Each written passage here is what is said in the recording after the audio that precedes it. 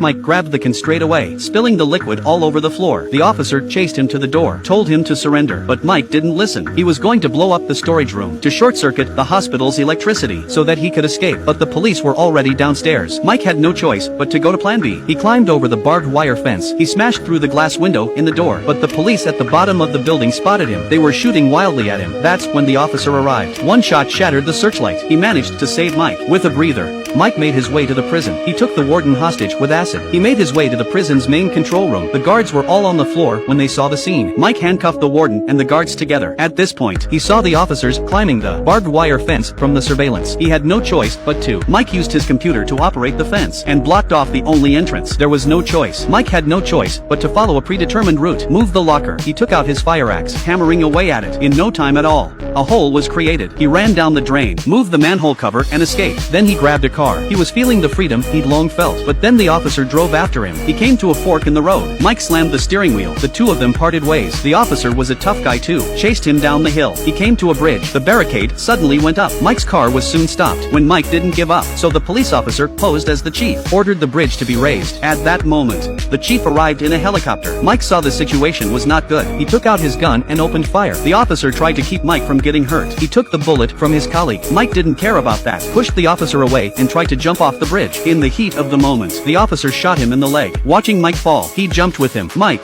who was still alive, was rescued from the river. He was touched by the officer's persistence. He finally agreed to a bone marrow transplant. Mike came back to the hospital. He cooperated with the doctors and had a successful transplant. He was relieved to see his son back in good health. The officer was relieved. Mike looked very weak. He was talking incessantly. The police officer next to him leans over. A cold gun is pointed at him. He's been played again by Mike. It looks like his escape plan has begun again. Will Mike still be able to escape? We'll have to wait and see.